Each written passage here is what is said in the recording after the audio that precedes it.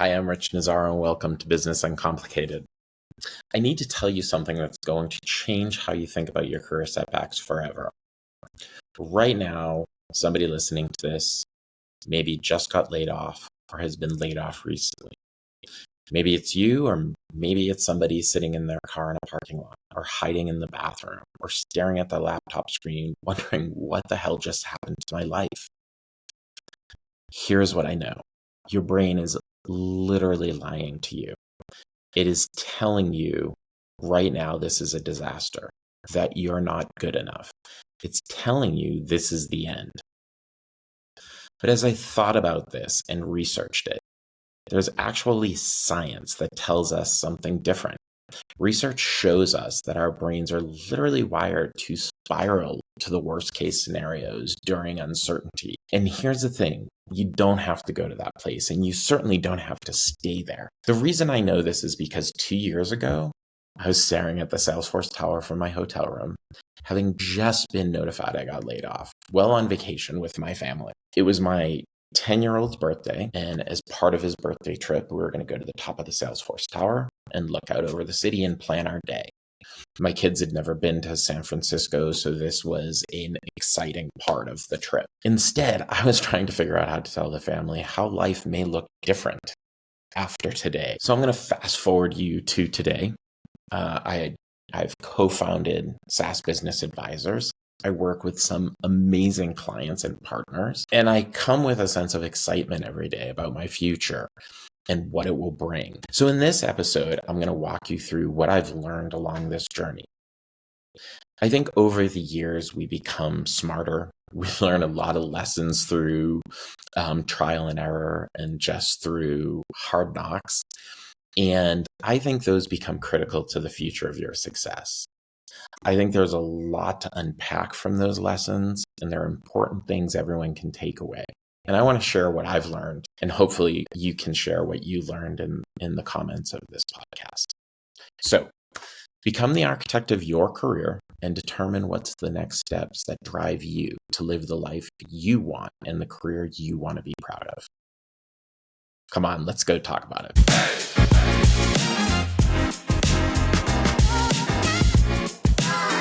What happens when your brain goes into crisis mode?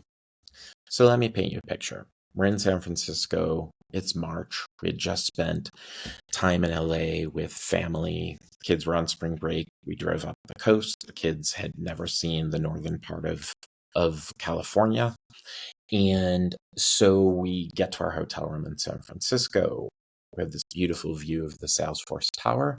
Now, I had worked for Salesforce for the last 8 years. My family had never been to an office because I worked remote. It was my son's birthday the next day, and we were planning our day. And part of how we were going to start the day was go to the top of the tower and look over the city and plan, point out landmarks. And what happened was I got a ping on my phone, and it said, "Did you check your email?"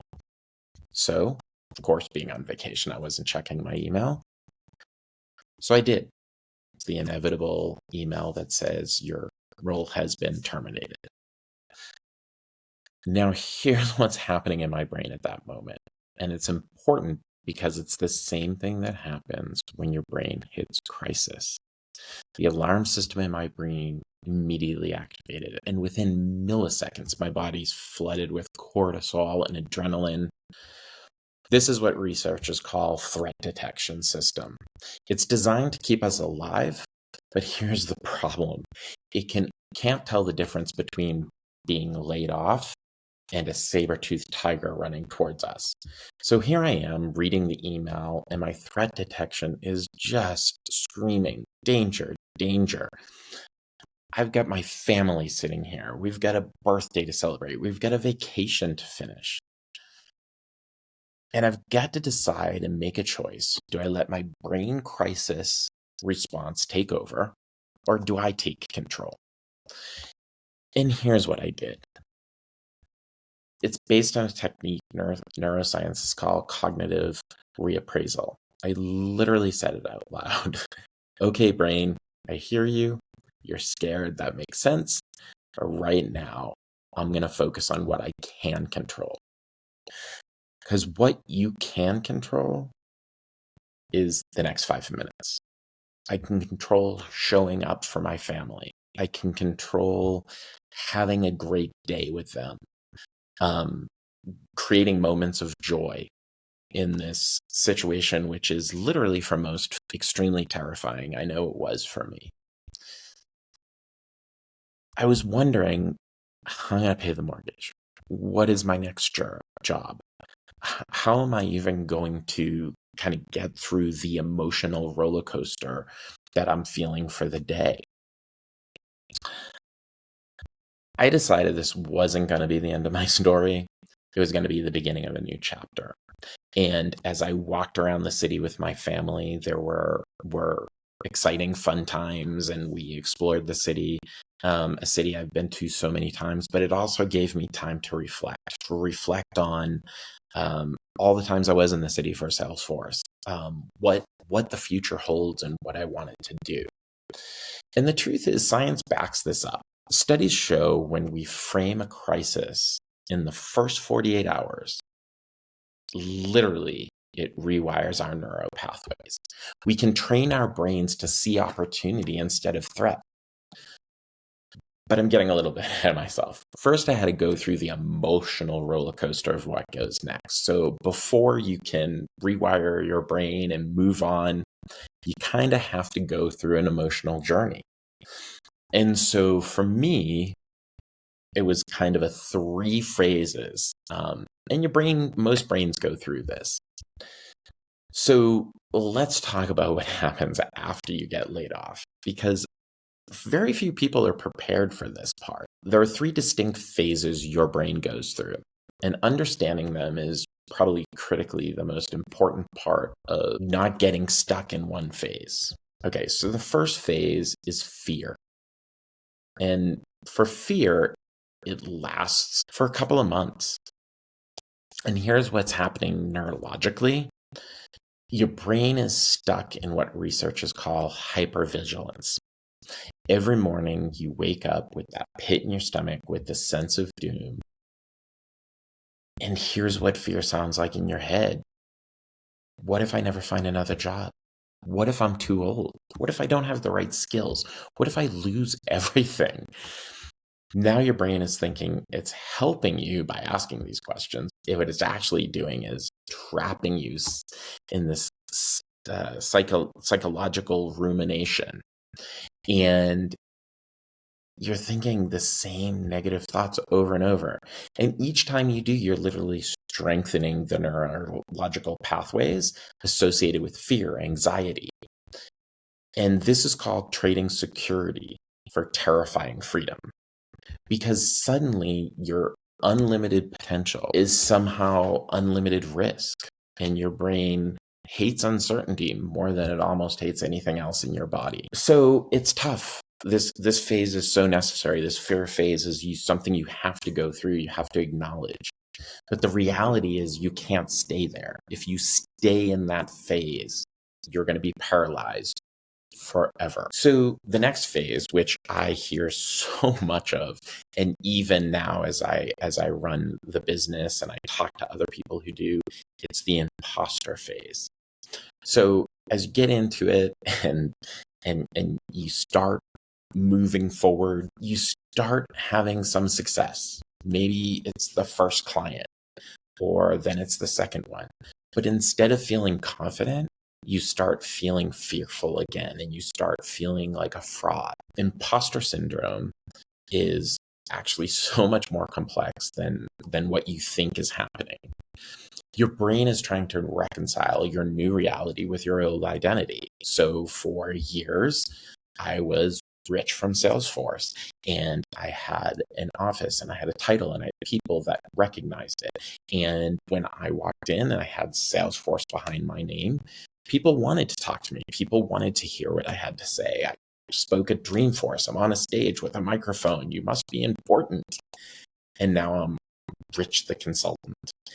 And your brain keeps on saying, who are you to call yourself a consultant? Who are you to charge for your expertise or your time.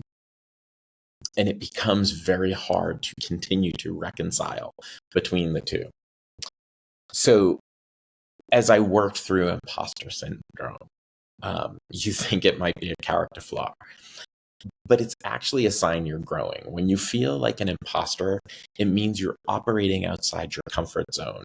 And everybody always says, if you want to grow, you have to be uncomfortable. And that's when people feel the most vulnerable, but you're probably internally growing the most you ever had, even though you don't feel that way. The key insight here is your brain isn't trying to hurt you with these thoughts. It's trying to protect you from the risk of failure or rejection. The problem is it's also probably protecting you from success. It's protecting you from maybe taking that risk that you would. So imposter syndrome, I would like to say, goes away, but I think it doesn't. I think it just transforms itself with your success. So at every stage of your success, I think you get that feeling over and over again. The final phase of this emotional journey, which is the one I think we get the most from and I love the most, is the support phase. This is where everything changed for me, at least. And it's based on something researchers call social support theory. As humans, we're literally wired for connection. And when we're in transition, having the right support system isn't just helpful, it's 1,000% essential. We found a great business coach, JB Bolton. He was on this podcast a couple of episodes ago. And he was the one who kind of started rewiring and reframing my brain. He said to me once, Rich, you're not starting over. You're just building on everything you've already accomplished. And it was sometimes in life, people say things to you and you're just, that is what I needed to hear at that moment, or that just makes so much sense. And that just simply the reframing of it just starts rewiring your entire mindset. Sometimes it triggers the thought. But what I've discovered is the entrepreneurial community is really supportive. And it's a culture that is completely different than the corporate culture that most of us are used to. In the corporate culture, although no one likes to admit it, it's often about competition, politics, climbing the ladder. It is about trying to outbest somebody. I think I've spent years in corporate America not really understanding the politics, but always noticing it. Always noticing that somebody was trying to edge somebody else out. And as a consultant looking outside in, I see it in the companies I work with. But in the entrepreneurial community, the first question people normally ask is, how can I help you? And it's a bizarre reframing of how you think about work and working with people, is because every conversation we have, we talk about what we're trying to accomplish. We're talking about what we're building. And people are like, that's exciting, or that's interesting. My friend does this, or I know somebody who might help. How can I help you? Although a lot of times there's not something that you can do for somebody. It's the simple act of saying, I'll keep you in mind. I'll look out for you. And researchers call this reciprocal altruism.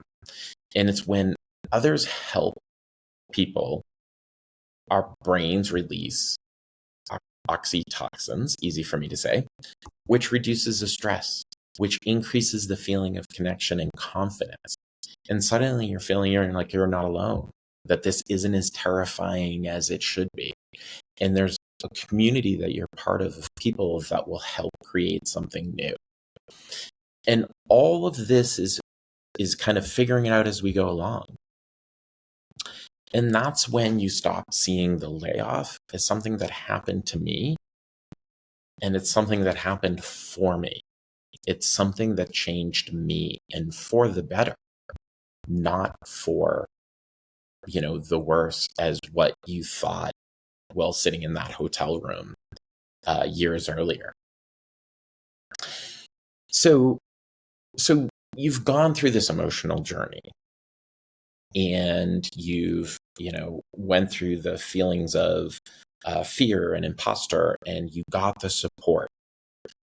So now it's on to building something that matters. I would love to say SaaS Business Advisors was something that I strategized for months. I built this perfect business plan. I knew my audience and my market, and I knew exactly what I was going to do and how I was going to execute it. But it was really born out of pure necessity, out of an accumulation of my expertise over the years. If you think about it, I'd spent years at places like Accenture and Dell, CA Technologies, and Salesforce, and I've seen what works and what didn't. I'd been in the room where decisions were made, and I watched companies make super successful decisions that benefited them, and I saw where people failed, and I knew why. But here's something: when you're inside a company, you don't always see your own value clearly. It's like being inside a house and not really seeing the architecture. You kind of have to stand back and look at it from a distance. And so, when it came to my first client, it was a colleague that remembered me from the past. We had worked together, and I had called them and said, "Hey, I got laid off," and we're talking through what was next. And they said, "Listen, I have some projects for you, and we can work together." And it was the start of what became SaaS Business Advisors. From a psychological standpoint, I now understand what was going on is my brain was minimizing my past accomplishments. And here comes our good friend imposter syndrome. And it's also mixed with what researchers call is the recency effect. So I would remember my last day more than I remember the 8 years of success. So my brain is saying, great, you've got this client and they want to work with you, but I'm going back to am I good enough? Am I able to actually pull this off? Am I able to run my own company and have people believe that I can help them solve their problem? And of course, the client didn't see my layoff. He saw the results I provided for him year after year in the past relationships and the previous companies I've worked for him for, and how I delivered for him. So for him, he was hiring me based on my expertise. For me, I was worried do I really have what it takes to do what he needs to get done? And here's where it gets kind of really interesting. The weight of this ownership really changed everything about how I work. When you're an employee, even when you're a good employee, there's a safety net. There's a paycheck at the end of that week. And if something goes wrong, most likely you won't be fired. It will be a blip. It will be a conversation, and you'll move on. But most people aren't fired week over week for mistakes. When you run your own company, if the client isn't happy and the project fails, you're going to lose that contract. And now you have to move on to the next one. You have to find that next one. You have to replace that income. So as an entrepreneur, every decision carries weight. Every client relationship matters, and every failure or success is your own. And it sounds terrifying because it is. It is literally one of the hardest things you will do in your life. But the reality is that within that comes a control over your career that you probably haven't felt before and you probably haven't experienced. And for the first time in your career, you can create solutions that didn't exist before. You can have an impact that was impossible within corporate constraints. I could work with clients in a way that I knew needed to be. I could say things that were honest. I could provide guidance that in the past you may not say because you're afraid of how the room might react or your boss may react, or you may feel like you weren't able to because of your level in the company. There's no corporate handbook that you're given when you're an entrepreneur. You do things that you think are right, that in your gut you feel that you are doing the right thing. And the good thing to realize when you kind of go out on your own and you become an entrepreneur, every problem my clients face is I've seen before. through these years of experiences and all these challenges and all these lessons learned, it became my competitive advantage. It became more than just um, stories from my past. It became the sum of my experience. It became who I am, and what I can do. So it wasn't about just surviving anymore. It was about building something that matters. It was that shift from survival to significance. And that's when you know the transformation from that crisis you experienced is turning into an opportunity for a future. And that was kind of really exciting. It's an exciting moment. So along this road, I learned a number of things, and I call it the 10 hard-won truths. And this is where really the rubber meets the road. As you reflect back on a journey, whatever journey that is, you realize there are lessons you take away. And over the last 2 years, 2.5 years, there's been a lot to learn. There's been some scary moments. There's been a lot of pain, a lot of uh, self introspection, a lot of outward introspection, a lot of people who have provided me feedback along the way. And these really helped me kind of shape how I'm going to look at the future and how I want to help others who come to me when we go to that support phase of the emotional journey. So here are the lessons that I think are important and I want to share with all you today. So the first one is the end is a new beginning. So you have to trust the process. Even when you can't see what's in front of you and the path looks really hazy, your brain is constantly trying to predict the future based on past patterns. The problem is when you're transitioning, there's no patterns. So your brain kind of freaks out. So the solution to this is what researchers call process focus. Instead of outcome focus, instead of asking, how will this work out? What's the next right step? Your brain can only handle one step at a time. So it can't handle uncertainty about the journey. So just look at what the next step is in front of you. Allow yourself to start creating a new path instead of allowing your brain to tell you that this is the path you should take based on what you've done before. The second one is you can't define yourself by one job. I know this is such a hard lesson to learn. So many of us identify with our work. I know I did, and I see it every day with people. They feel such a great sense of accomplishment or pride from their job or their title. And people have worked so hard to get where they are.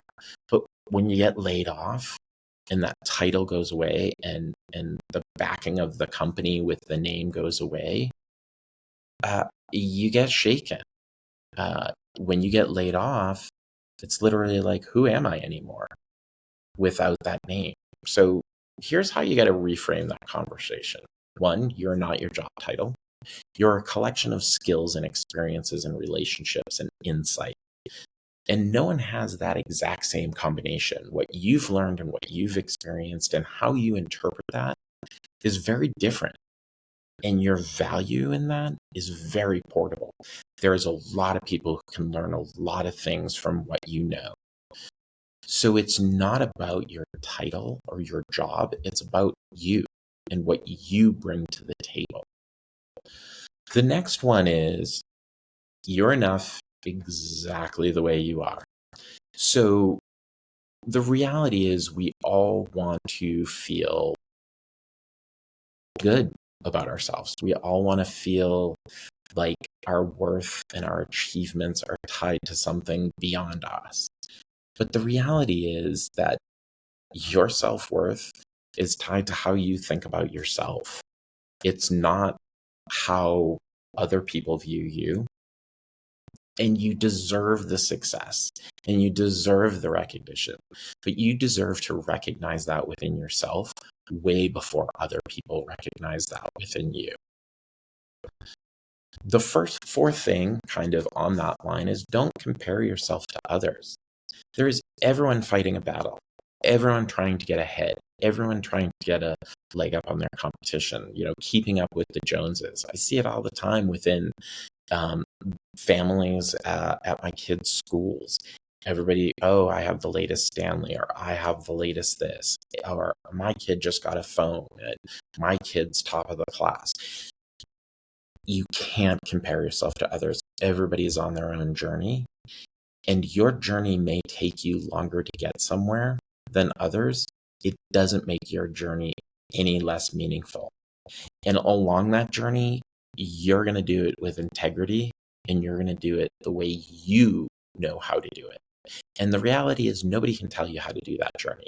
People can give you advice, people can support you, people can tell you you're doing it wrong. But the reality is, for most people, you're on the road you need to be on, and stay on it. The next thing I learned is be vulnerable and find your tribe. Being vulnerable is probably one of the hardest things we do. As men, it's a lot harder, I think, than women. But authenticity attracts the right opportunities. Being who you are and knowing who you are and showing that to people really is what's attractive about you. And it really is what people see. And so if you think about it, a lot of times when we start out, we're probably our most authentic because we don't know any better. And as time goes on, we start to get fearful, and we start to protect our fiefdom, and we start to become less authentic. We start to close down. But when you start being honest about your journey, when I start saying, hey, I got laid off and it was hard and it sucked and I felt like I couldn't go on, but I kind of moved on to this phase where I bet on myself and I became somebody different. People want to hear that. People want to connect with you that way. And it also makes them feel like they can open up, and it creates trust, and trust creates opportunities. So don't forget to be vulnerable, and find the people who want to be vulnerable with you. And if there are people who don't, move on. They're not your tribe and you don't need them. The next one is leverage your network in a meaningful way. So what does that mean? We all have our networks, but don't just reach out when you need something, and don't always lead out with an ask. For a lot of times, I reached out and said, hey, I haven't talked to you in a really long time. How are you doing? What's going on with you? And that was genuine. I wanted to understand what people were doing. I'd been in this bubble of Salesforce for so long that what was going on in the world? What has changed? If I wanted to run my own consultancy, what did I need to know? Because Salesforce has an ecosystem and they have a product, and that product is very specific to their clients and their clients' needs.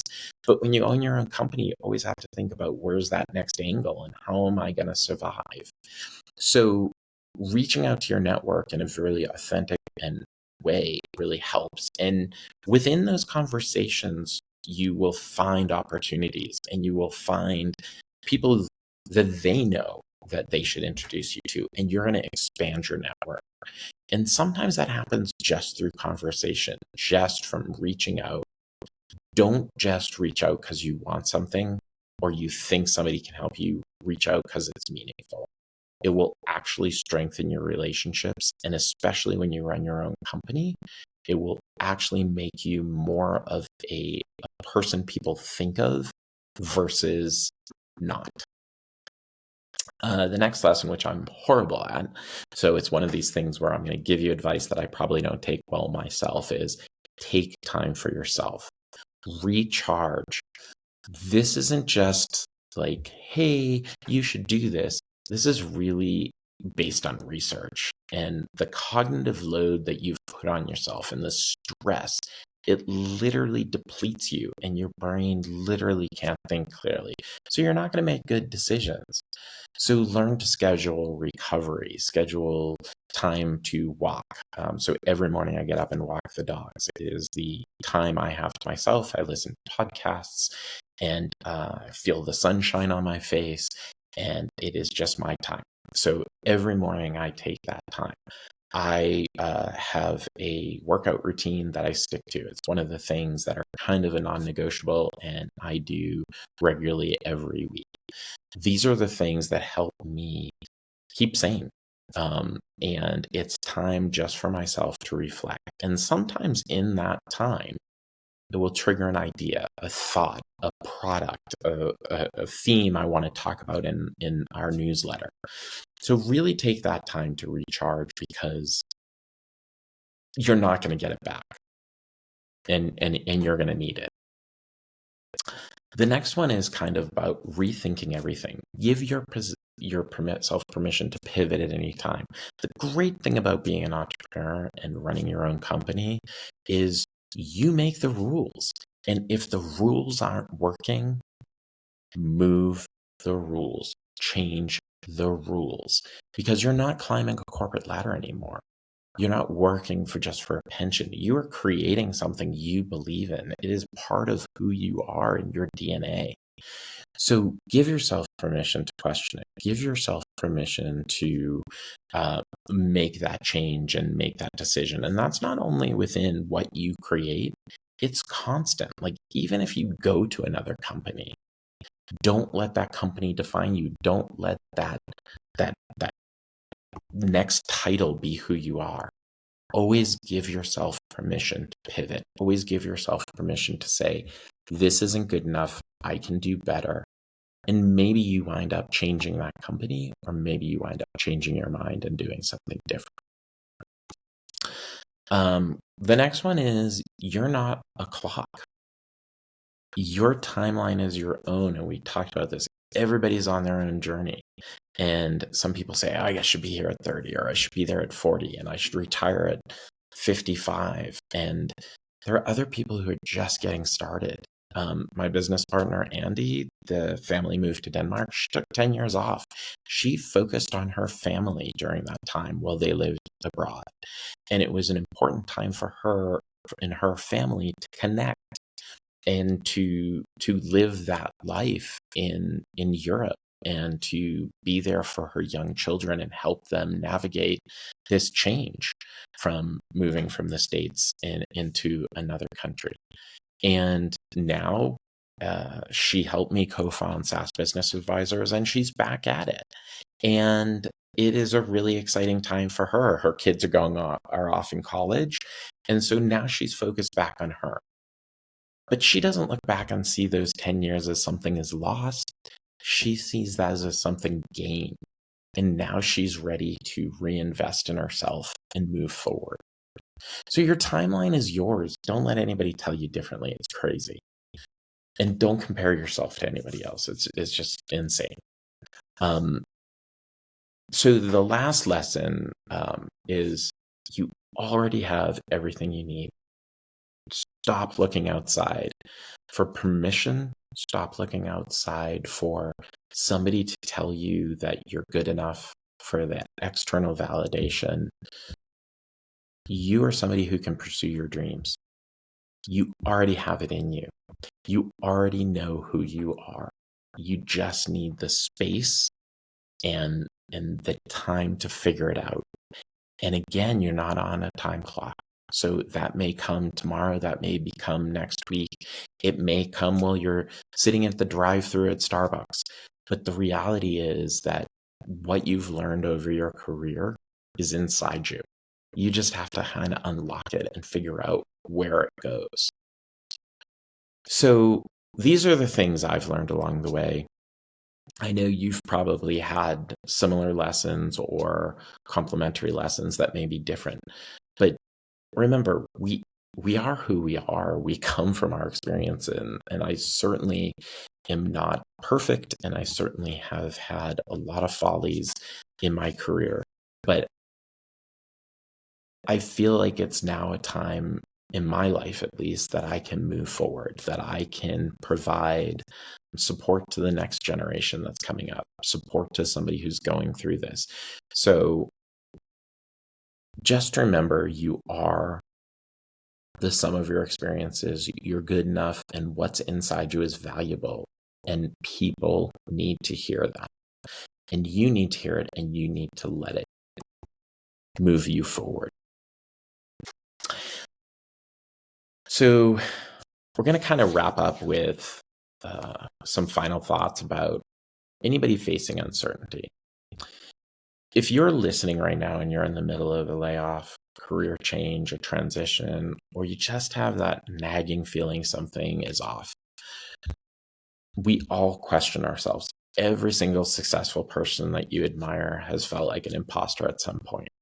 I listen to a lot of podcasts, and I was actually listening to one with Conan O'Brien and John Mayer, and both of them were saying, "How did I do this? What am I? How did I get here?" And John Mayer was saying, "I'm sitting on stage and I'm singing songs, and is this the songs they want to hear? Am I doing the right things? Am I good enough to be on this stage?" And it's amazing to think of somebody who's sold millions of albums, or Conan, who had a successful late night show, that they're still sitting there wondering if they're good enough. So everybody has wondered that. And everybody is crazy about money. They don't want to leave the safety of a paycheck. It is literally something that every person has a lot of anxiety over. I know I do. I want to make sure that I have a paycheck every week. It is extremely important. But when you build something and you invest your time and your energy, the payoff will come. There's going to be setbacks, there's going to be hard times, but you just have to double down and believe in yourself. And in those moments of uncertainty where you feel like you're going down the wrong path, that you're not growing, that you're pushing way past your comfort zone into a space where real transformation happens, but you're not ready to go there, trust me, go there. It's going to be hard, but you can do it. Our brains are designed to keep us safe, and that's not going to make us successful. Success requires a different kind of courage. It's something else. It's the more you realize people are in your corner, the more you realize that you have the support and strength, not only within yourself, but out there, you will be surprised at what you can accomplish. And honestly, at the end of the day, success isn't about money. It is about creating something that wasn't there before. It's about learning. It's about failing. It's about getting stronger, believing in yourself with every iteration. And it's about becoming a person that handles bigger and bigger challenges and takes on bigger and bigger opportunities. And maybe you never thought that was you, but it can be. And I know you can do it. So you're not alone in your transition. The path forward is super unclear sometimes. And it's not just normal sometimes to do what we do. But clarity comes from action, not from thought. So I always say that the times in my career where I have been the most anxious and the most fearful, it's because I wasn't taking action. I was thinking too much. So take that next small step. I know the next chapter is waiting for you all, and it's going to be something better than you could ever imagine. So listen, 2 years ago, I was staring at the hotel window, looking at the Salesforce tower, wondering how I was going to provide for my family, how I was going to make a 10-year-old's birthday party happy. And today I'm running a consulting firm. I work with people. I help them navigate transformations. I get excited to wake up and solve these problems. And it didn't just happen. It wasn't just luck. It was something that I worked on every day and every hour. And I believe in it. And I believe in my business partner. And I believe in the people we're doing work with. So your layoff doesn't define you. The response to it does.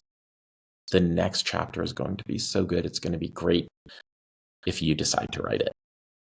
So thanks for listening to us today. I hope you enjoyed it. And I hope there was things that you can take away. We'll see you next time.